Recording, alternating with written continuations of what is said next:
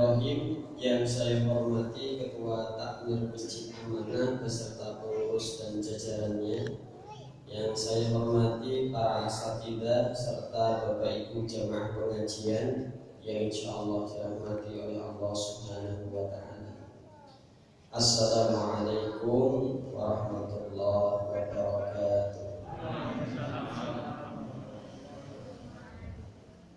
Alhamdulillahi rabbil alamin alladzi khalaqal mauta wal hayata liyabluwakum ayyukum ahsanu amala wa huwal azizul ghafur. Asyhadu an la ilaha illallah wahdahu la syarika lah wa asyhadu anna Muhammadan abduhu wa rasul. Allahumma shalli ala Muhammad wa ala ali wa qala Allah ta'ala fi kitabillahil karim ba'da a'udzu billahi minasy syaithanir rajim ya ayyuhalladzina amanu ittaqullaha haqqa tuqatih wa la tamutunna illa wa antum muslimun. Rabbi ishrah li sadri wa yassir li amri wahlul 'uqdatam min lisani yafqahu qawli. A'udzu bikalimatillahi tammati min syarri ma khalaq la haula wa la quwwata illa billahil aliyyil azim. Sehat Bapak Ibu? Masih semangat toh ibadahnya? Boleh opo Pak? Alhamdulillah kita yang hadir di Masjid Amanah ini sekarang wajib bersyukur sama Allah. Hujan-hujan, bengi-bengi, adem-adem, penai di rumah, kerukupan gitu ya. Tapi jenengan Masya Allah direwangi sampai Masjid Amanah untuk pengajian. Insya Allah Bapak Ibu, Allah yang melihat apa yang jenengan lakukan dan pasti Allah membalas kebaikan yang jenengan lakukan sampai detik ini Bapak Ibu. Semoga kita semua yang ada di sini tetap diberikan keistiqomahan di dalam kebaikan sampai ajal menjemput kita Bapak Ibu. Dan tak lupa shalawat beserta salam senantiasa terlimpah curahkan kepada Nabi kita Nabi Muhammad Sallallahu Alaihi Wasallam. Oktober kemarin itu pandangan Al-Quran tentang masa hari tua. Pokoknya saya itu kalau setiap misi di satu masjid jangan sampai terulang 2 kali. Terus sekarang bulan November, jenengan mau ngaji apa? Kalau masalah judul atau masalah tinggal klik aja. 8 pintu rezeki gimana Bapak Ibu? Gitu ya. Mama urusan rezeki kita semangat tenang gitu. 8 pintu rezeki dalam Al-Quran. Bapak Ibu yang insya Allah dirahmati oleh Allah, kita awali dulu kajian tematik ini dengan melihat sebuah video. Begitu beratnya orang yang bekerja mencari rezeki gitu ya. Kayak apa? Insya Allah.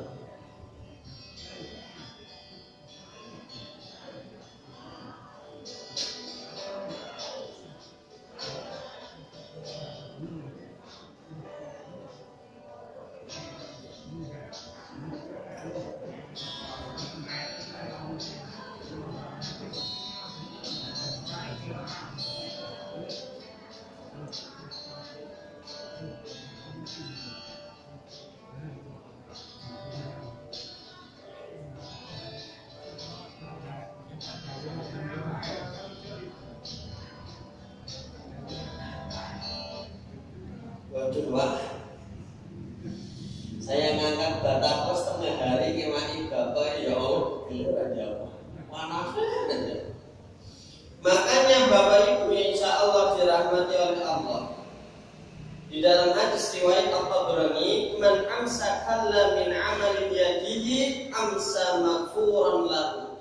Barang siapa di waktu sore hari dia merasakan begitu letih lelahnya bekerja tadi siang, maka Allah akan menggugurkan dosa-dosanya akibat lelah karena bekerja yang dialami orang ini. Makanya orang yang bersungguh-sungguh bekerja mencari rezeki yang halal, Allah cinta kepada orang-orang yang kayak gini. Innallaha yuhibbul mu'min al-muhtarif. Allah itu benar-benar mencintai orang-orang yang semangat dan ahli dalam bidangnya. Bahkan Bapak Ibu, ada satu dosa yang dosa ini tidak bisa hilang dengan ibadah apapun kecuali dengan bekerja.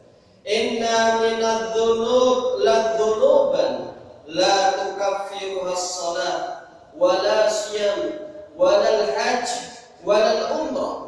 Ada satu dosa yang dosa ini tidak bisa hilang. Walaupun jenengan dengan mengerjakan sholat, dengan berpuasa, bahkan pergi ke haji Baitullah dan umrah, tidak bisa menghilangkan dosa ini. Qala wa ma tukaffiruha ya Rasulullah. Terus bagaimana cara menghilangkan dosa tersebut? Qala al-humumu fi talabil ma'isah. Dosa ini akan hilang kalau dia itu bekerja, apalagi yang sudah berkeluarga. Inilah perintah dari Allah dalam Quran surah Al-Jumu'ah ayat 9 dan 10. Ya ayyuhalladzina amanu idza nudiya lis-sholati min yaumil jumu'ah fas'au ila dzikrillah wa darul bai' dzalikum khairul lakum in kuntum ta'malun. Hai orang-orang yang beriman, apabila kalian sudah mendengarkan seruan azan untuk mengerjakan sholat Jumat, maka dandanglah memenuhi panggilan tersebut dan tinggalkanlah jual beli yang kalian lakukan. Yang demikian itu lebih baik apabila kalian mengetahuinya. Fa idza qudiyatis sholatu fantasiru fil ardh. Apabila sholat telah ditunaikan, maka bertebaranlah kalian di muka bumi Allah ini untuk mencari karunia-Nya alias bekerja. Sungguh dunia ini kalau kita mau ikhtiar sudah Allah mudahkan untuk kita. Wallati ja'ala lakumul arda dalulan famshu fi manakibiha wa kulu min rizqi wa ilaihin nusyur. Allah yang telah menjadikan bumi ini menjadi mudah untuk dijelajahi oleh kalian, maka carilah rezeki dimanapun yang kalian temui. Ada yang rezekinya di tengah lautan, tambang minyak. Ada yang rezekinya di dalam hutan, tambang batu bara. Ada yang rezekinya di puncak-puncak gunung bukit, tambang emas di Papua. Ada juga yang rezekinya di rumah, duitnya tetap dewe, tapi duit babi ngepet ya. Na'udzubillah min dzalik. Maka Nabi Muhammad itu memberikan sebuah penghargaan kepada orang-orang yang dia memiliki prinsip jangan sampai saya membebani menyusahkan orang lain. Qala Rasulullah sallallahu alaihi wasallam, la an yahtatiba ahadukum musmatan ala dhahrihi khairun lahu. Seandainya seseorang yang memikul kayu di pundaknya, di punggungnya, itu lebih baik buat dia min an yas'ala ahadan fayu'tiyahu aw yamna, daripada meminta-minta ada yang memberi ataupun ada yang tidak memberi. Dan barang siapa yang meminta-minta padahal dia tidak fakir, maka besok bertemu dengan Allah pada hari kiamat, wajahnya tidak ada dagingnya. Mazal rajul yas'alun nas, kalau ada orang yang suka meminta-minta kepada manusia, hatta ya'tiya yaumil qiyamah laisa fi wajhihi muzhatul lahmin, maka besok di wajahnya tidak ada daging. Dan makanan yang dia dapatkan, uang yang dia dapatkan dari meminta-minta, kemudian dia belikan makanan dan masuk ke dalam mulutnya, sesungguhnya yang masuk ke dalam mulutnya itu batu bara yang panas Bapak Ibu. Maka di dalam hadis riwayat Ahmad, man sa'ala min ghairi faqrin, barang siapa yang meminta-minta padahal dia tidak fakir, faka'annama ya'kulu zamra, dia ini seperti memakan bara panas di dalam mulutnya Bapak Ibu. Dan besok di akhirat dia akan mencakar-cakar wajahnya sendiri akibat meminta-minta. Al-mas'alatul kadum yaqudu biha ar-rajul wajhahu. Besok di akhirat ada orang yang mencakar-cakar wajahnya, ya. Illa an yas'ala ar-rajul sultanan aw fi amrin la budda minhu. Boleh meminta kecuali kepada pemimpin kalau memang ada urusannya, dan boleh meminta memang itu menjadi sebuah keharusan untuk dirinya. Makanya Bapak Ibu meminta ala modern. Pak, lo jajak itu yo, itu minta-minta. Nek pulang piknik kok jual itu yo. Oleh-oleh. Itu minta-minta loh. Minta-minta ala modern. Kalau di Uni Emirat Arab jajan bareng neng warung, waktu bayar neng kasir rebutan, aku sing bayar. Nenek kena kabeh. Masya Allah. Artinya ya kita harus melatih jiwa ini, jangan jiwa yang suka traktiran. Nek kumaha bayar dhewe. Makanya pernah ada sahabat Nabi yang bernama Hakim.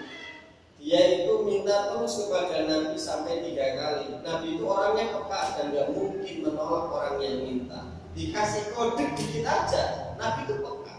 Nabi pakai baju yang bagus warna merah, hadiah dari Yaman. Ada yang bilang Masya Allah, ya Rasulullah abdul jamil, ganteng tenan. Rasul peka, ya sudah dicopot bajunya dikasihkan ke dia. Hakim ini minta terus ke Nabi sampai 3 kali. Ketika minta ketiga kalinya, maka Hakim menasihati kepada Hakim ini. Ya Hakim, inna hadzal mal khadiratun hulwa. Wahai Hakim, memang duit ini itu warnanya hijau dan rasanya manis. Artinya memang menyenangkan. Siapa sih yang gak doyan duit? Betul apa betul? Memang. Faman akhadahu bisahwatin nafsi burika lahu fi. Barang siapa yang mengambil harta dunia ini sesuai dengan kecukupannya, tidak tamat, maka Allah akan memberkahinya. Wa man akhadahu bi israf nafsi lam yubarak lahu. Barang siapa yang mengambil dunia ini dengan tamat, maka Allah tidak akan memberkahi harta yang dia miliki. Wa kana kallati ya'kulu wa la yasba. Dia ini seperti makan yang tidak akan pernah kenyang. Al-yadul ulya khairun minal yadis sufla. Tangan di atas itu lebih baik daripada tangan di bawah. Apakah boleh meminta-minta di dalam Islam ini, Pak? Jadi boleh.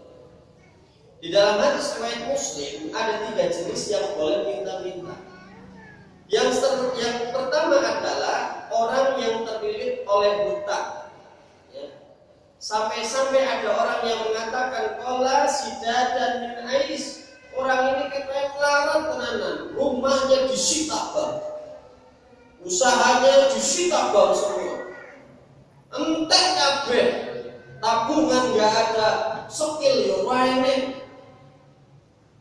Wah ini gimana?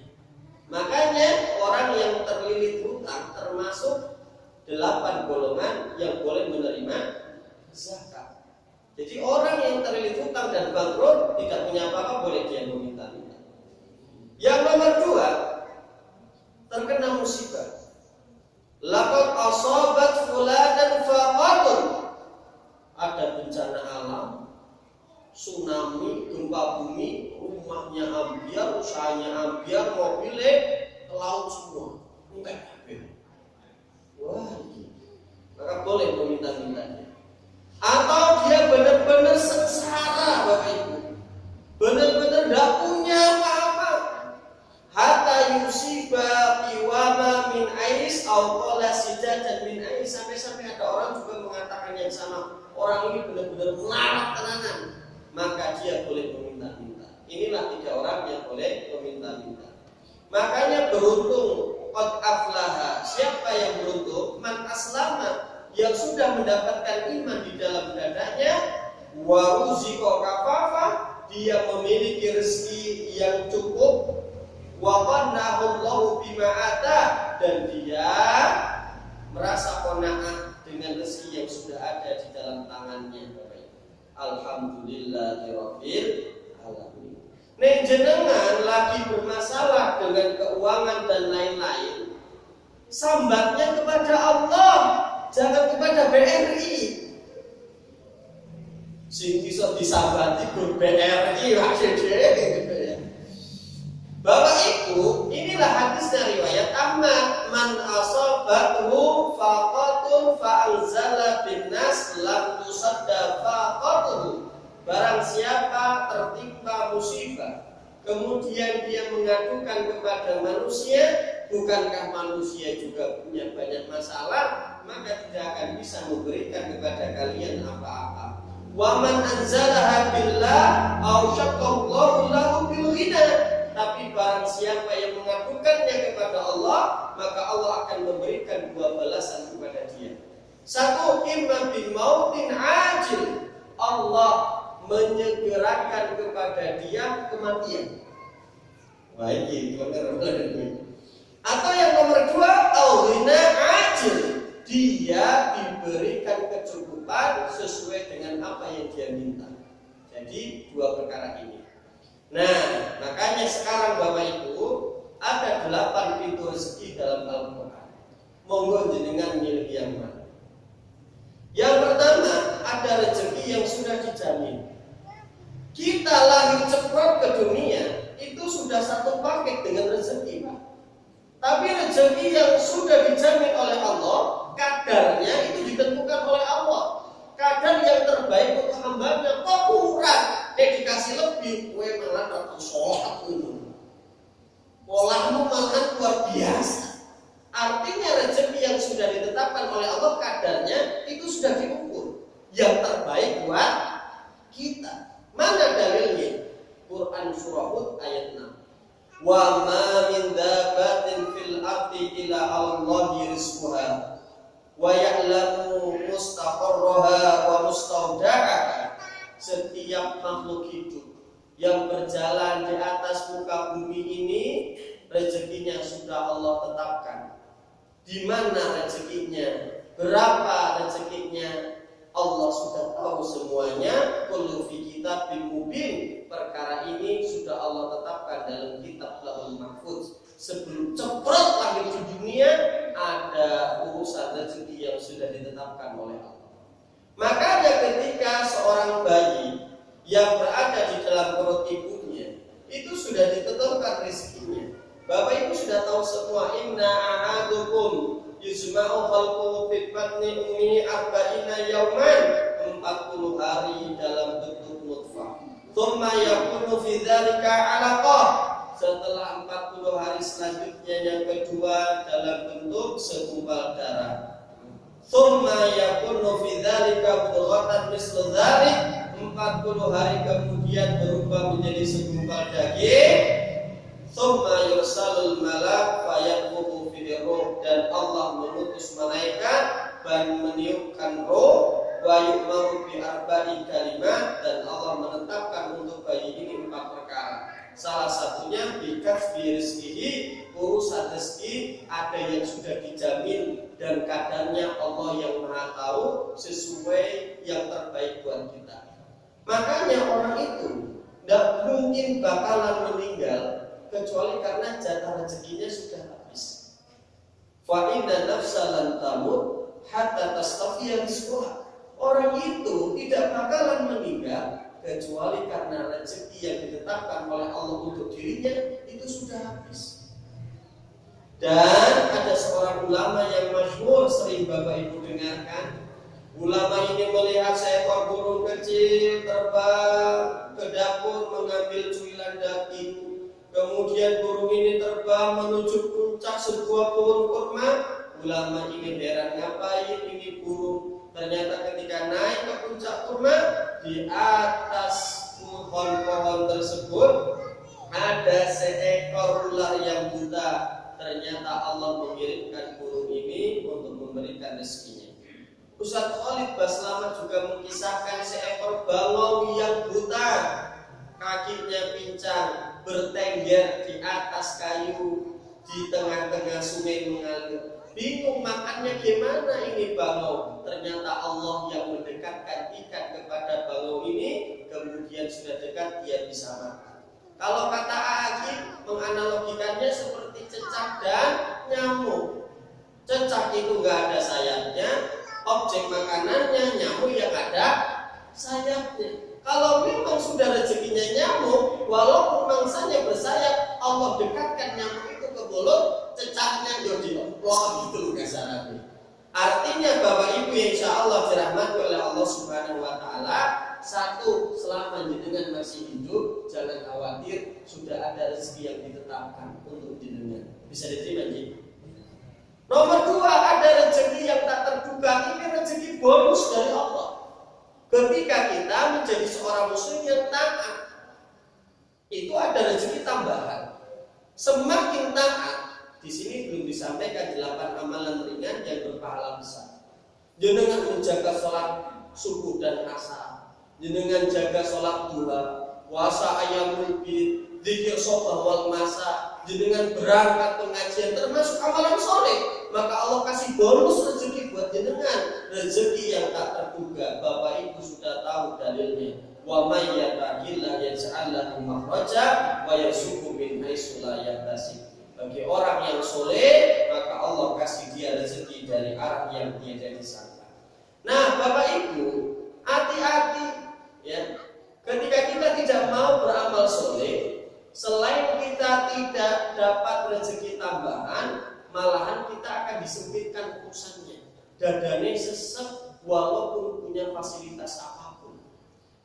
At-Toha 124. Wa man arada an dzikri fa inna lahu ma'isyatan dzurqa wa nasuhu yaumil qiyamati a'ma. Ketenangan itu sumbernya dari Allah, Bapak Ibu. Kebahagiaan itu sumbernya dari Allah.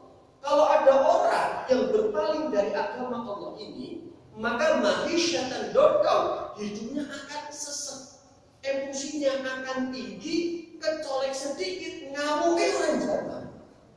Karena sumber kebahagiaan itu ketika dekat kepada Allah.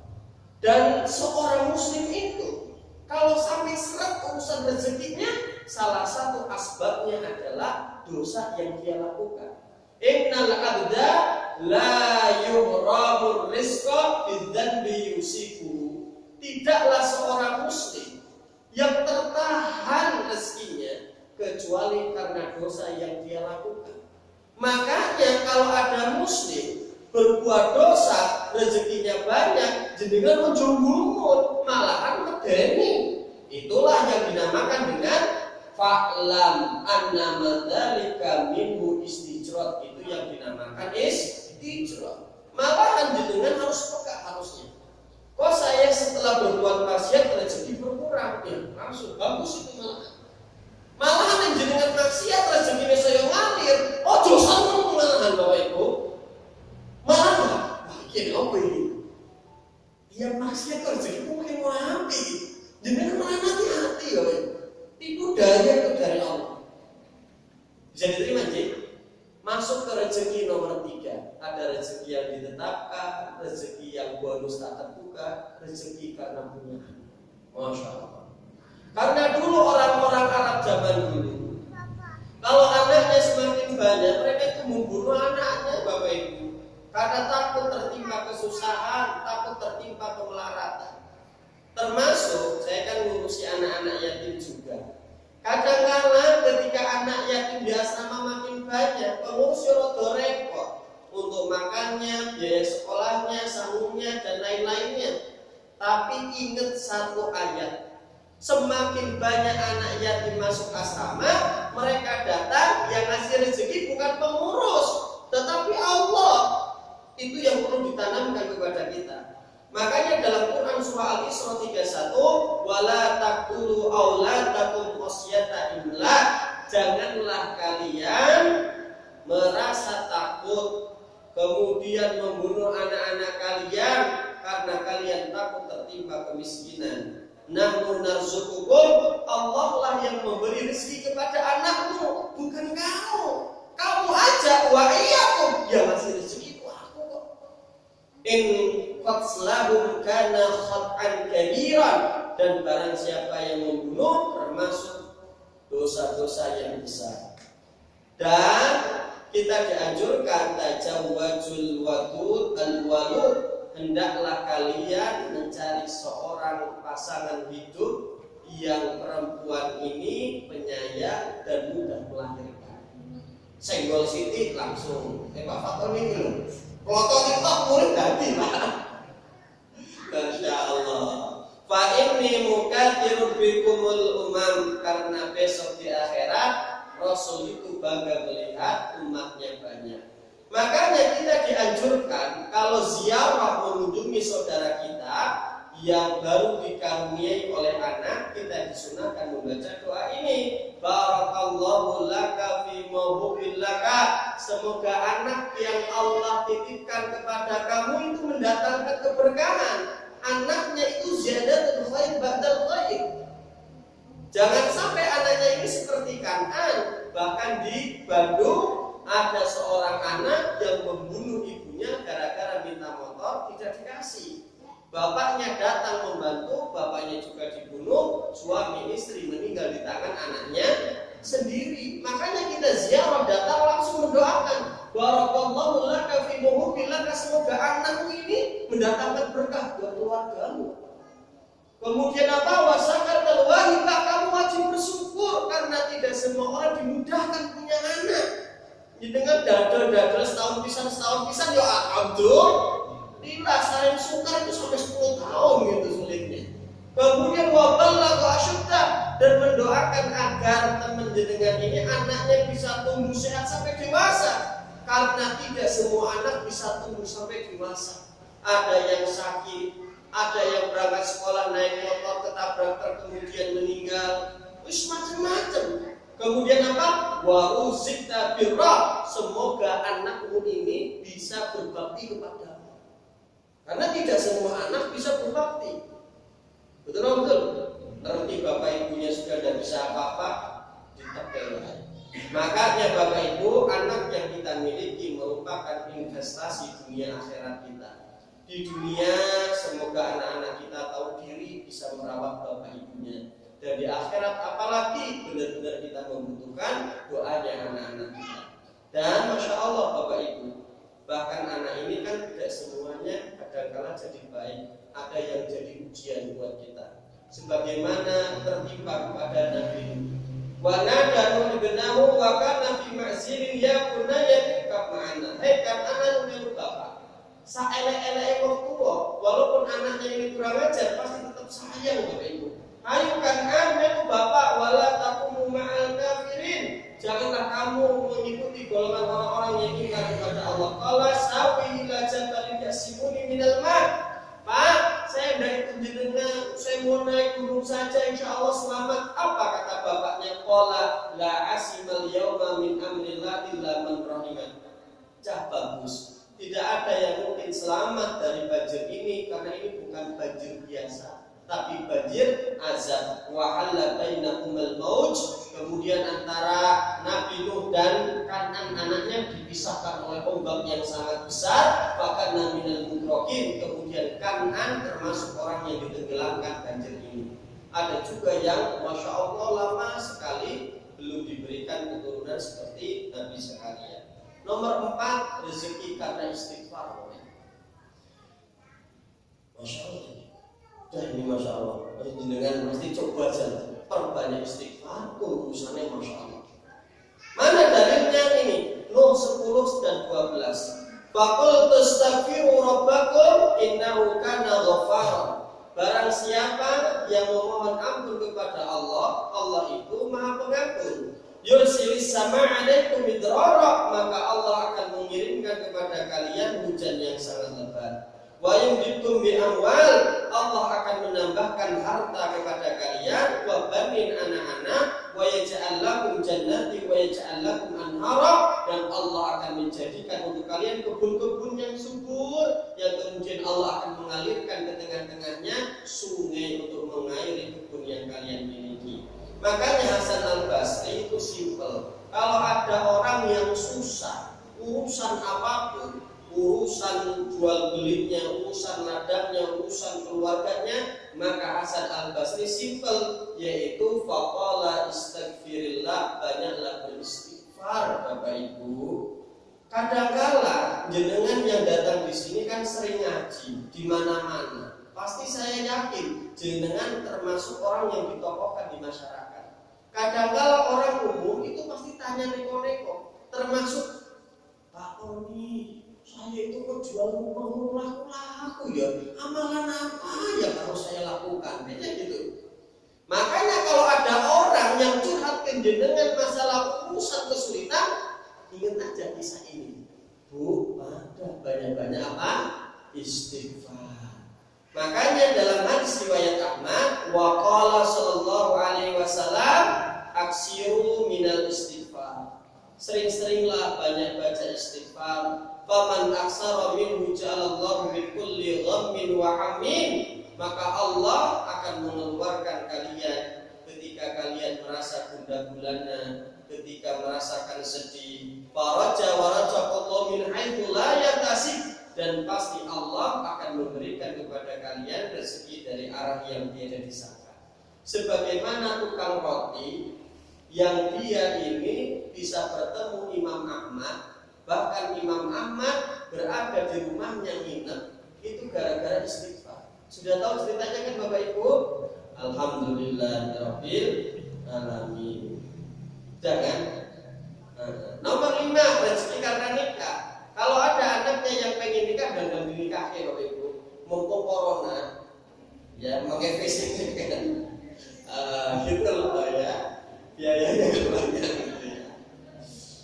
Udah Bapak Ibu, dah yakin saja, ini nggak usah banyak dijelaskan. Bapak Ibu sudah tahu semua, dengan nikah nggak mungkin melarat, malahan tambah rezeki.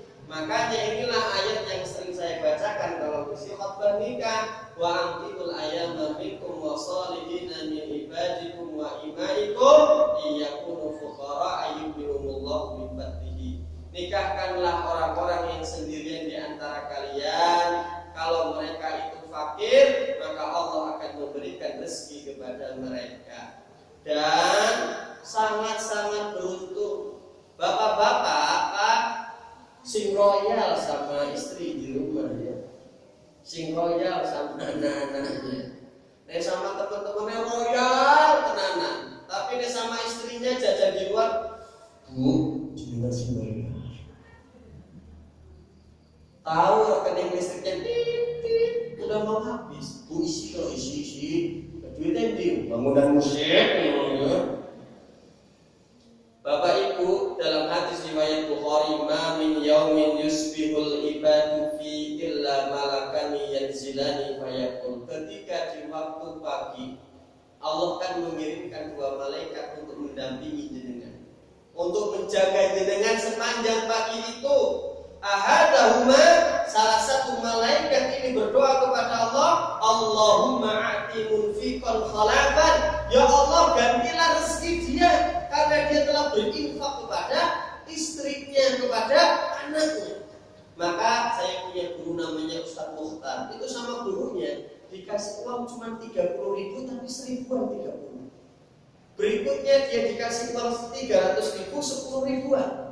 Loh, kenapa dikasih kayak gini? Ternyata Bapak Ibu, gurunya ini pengen mengajarkan kepada Ustaz Mukhtar, nek sedekah itu tiap hari, SS sedino 1000. Punya kenceleng 1000 akhir bulan, kasihkan takmir wujud amanah, ini dibuka, besok bawa lagi 1000. Nah Bapak Ibu yang insya Allah dirahmati oleh Allah, apa bedanya antara infak dan sedekah? Kalau sedekah itu tidak harus duit. Tabassumu kali akhina sodaqah. Senyummu kepada saudaramu itu sedekah. Bacaan subhanallah walhamdulillah Allahu akbar itu sedekah. menghilangkan sesuatu yang menghalangi di jalan dihitung sebagai sedekah. Tapi kalau infak pasti duit. Kalau infak pasti duit. Kalau sedekah belum tentu duit. Maka dalam Quran surah Saba ayat 39, qul inna rabbi yabsutu rizqa liman yasha min ibadihi wa yaqdiru lahu wa ma anfaqtum min syai'in. Barang siapa yang berinfak, maka Allah akan lapangkan rezekinya. Duit pasti ketemu duit kurang lebihnya. Nomor 6, rezeki karena bersyukur. Bapak Ibu jenengan sudah tahu la in syakartum la azidannakum. Makin banyak bersyukur rezekinya makin ngalir dan urusannya akan dipermudah. Lihat Nabi Ibrahim datang jawab ke rumah anaknya Ismail. Orang ini anaknya, yang ada cuma istrinya. Dek, rumah tanggamu sama Ismail serem apa? Susah. Walah mulus. Ya sudah yo, sampaikan sama Ismail ganti palang pintunya. Pulang. Ismail datang. Tadi ada tamu ya Bu? Iya, siapa? Bapak. Bilang apa? Ganti palang pintunya, diceraikan istrinya. Kenapa? Karena Nabi Ibrahim melihat istri yang kurang bersyukur itu jadi masalah di rumah tangga. Nomor 2, rumah tangga pasti nggak maju-maju. Makanya Bapak Ibu insya Allah dirahmati oleh Allah Subhanahu Wa Taala, ajab kali amril mukmin. Mukmin yang hebat itu dia banyak-banyak pandai bersyukur. 1, orang yang bersyukur wa in tashkuru yafdahu lakum, mendatangkan ridho Allah datang kepada dia. Allah jadi senang ini sama orang. Dikasih apapun, masya Allah, alhamdulillah. Kasih apapun, alhamdulillah. Coba bayangkan, jenengan ngasih sama seseorang, tiap dikasih digerenengi terus. Ngasih ini mah pahit, ngasih ini mah enak, ngasih baju mah melek tenanan. Lama-lama kita yang mau ngasih, yuk jadi ilfil toh, malas aku sih ngeki. Lama-lama kita jadi malas kasih ke dia, karena setiap dikasih nggak pernah berterima kasih. Tapi barang siapa yang bersyukur, Allah tuh senang. Yom. Yang kedua, semakin Allah cinta kepada dia, bahkan oleh Allah, karena dia sering dikasih apapun dari Allah, dia senang, Allah hindarkan dia dari segala musibah. Perhatikan An-Nisa 147. Jadi bersyukur itu selain nambah rezeki, mendatangkan cinta Allah, dan kita dihindarkan dari musibah. Ini ayatnya, ma yaf'alullahu bi'adabikum. Allah tidak akan mengadab kalian in syakartum wa amantum, apabila kalian banyak bersyukur dan beriman kepada Allah. Makin banyak bersyukur, malahan dijauhkan dari segala musibah. Dan banyak bersyukur, insya Allah hidupnya makin bahagia.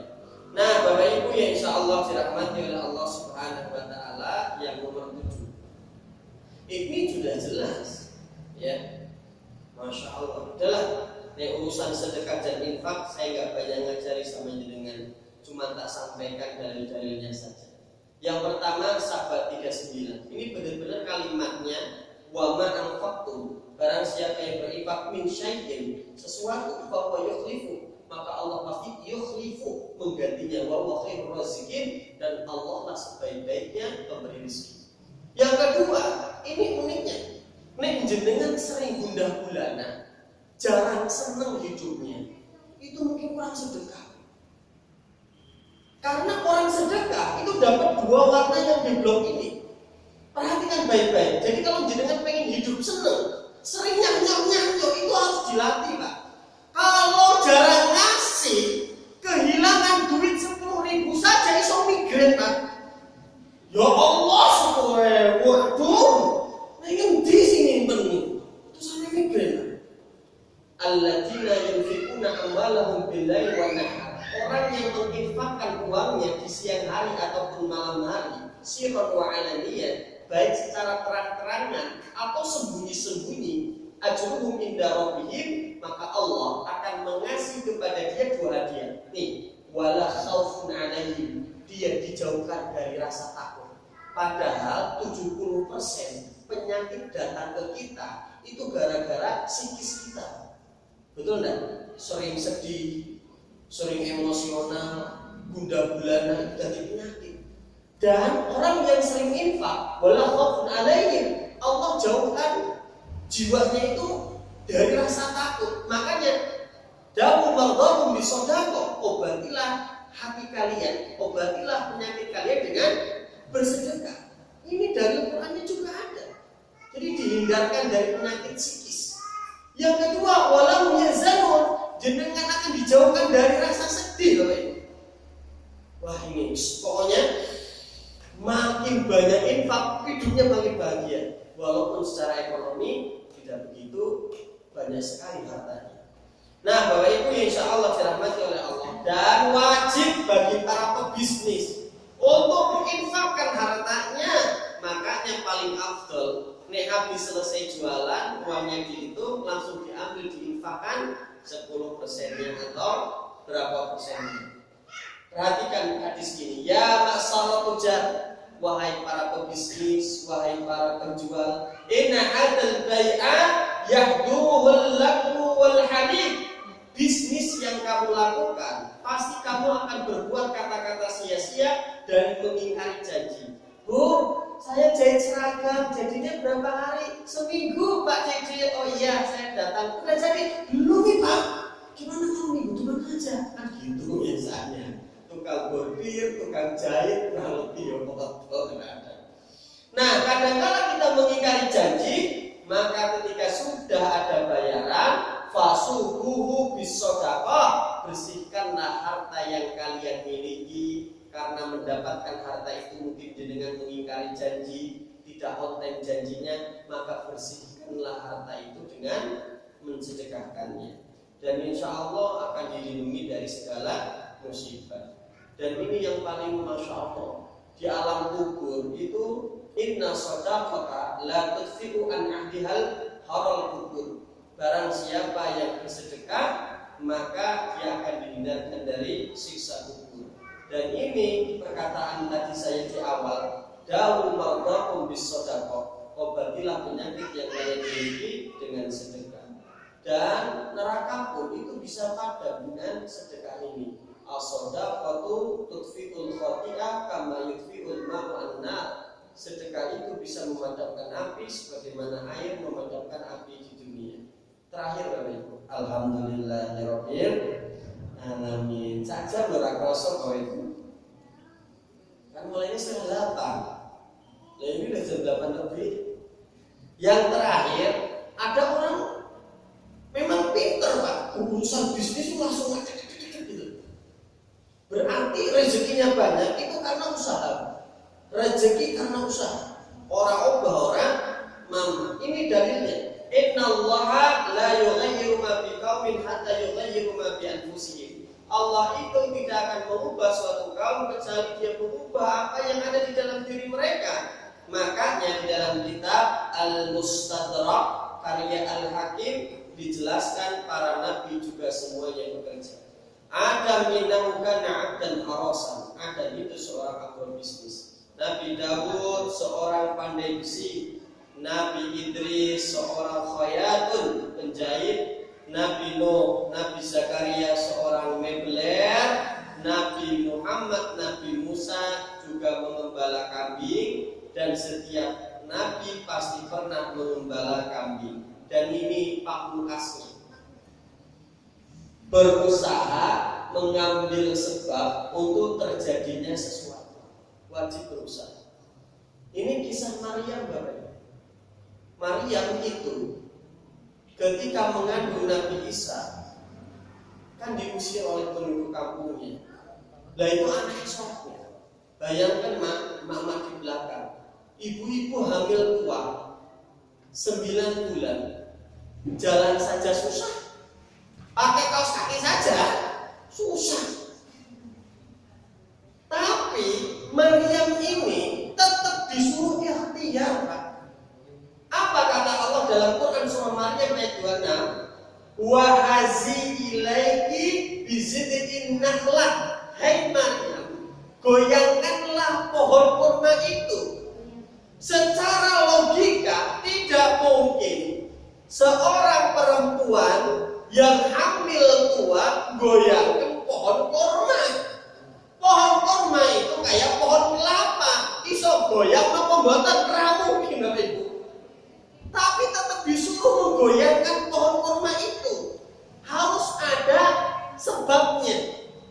Kemudian apa? Tusaqit alaiki rutoban janiyan.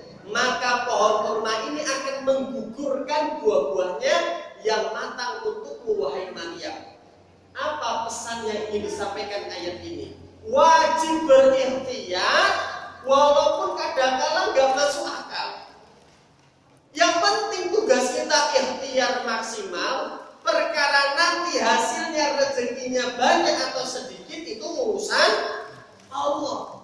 Wis mangkat budal jam 7. Perkara hari ini yang laku berapa kilo buahnya itu urusan Allah. Perkara hari ini berapa kilo beras yang akan laku itu urusan Allah. Makanya Maryam itu cuma disuruh tuh goyangkan urusan kurma. Perkara nanti berapa yang jatuh itu biar Allah yang jatuhkan jumlahnya berapa. Nah Bapak Ibu yang insya Allah dirahmati oleh Allah, inilah paparan materi yang bisa saya sampaikan. Jadi ada 8 pintu rezeki menurut Al-Quran Bapak Ibu. Sedikit mengulang sambil jenengan monggo mempersiapkan pertanyaan yang ingin ditanyakan, saya persilakan. Sambil murojaah, 1, ada rezeki yang sudah ditetapkan. Wis kita sebelum lahir ke dunia sini saja sudah ditetapkan oleh Allah rezekinya. Kemudian yang nomor 2, kita dapat rezeki bonus kalau kita jadi mukmin yang soleh, mukmin yang baik. Kemudian nomor 3, insya Allah anak-anak kita itu pasti kalau anak yang baik sudah membawa rezekinya, insya Allah jangan khawatir. Kemudian yang keempat, ini loh Bapak Ibu, urusan itu kalau jenengan berzikir istighfar itu akan diberikan kemudahan, bukan hanya masalah urusan rezeki. Urusan pernikahan insya Allah mendatangkan rezeki. Ini yang paling penting, syukur itu mendatangkan ridhonya Allah. Kemudian yang 9, pokoknya sehari SS sedino 1000. Buat dibolongi 1000 terus. Kalau sudah jadi bawa ke takmir mau dihitung dewe. Kita ngumpulin lagi besok 1000 udah penuh kasihkan takmir lagi. Pokoknya tiada hari tanpa berinfak. Dan yang terakhir, ada orang yang berinfakkan rezekinya karena orang ini sudah berusaha, rezeki karena usahanya.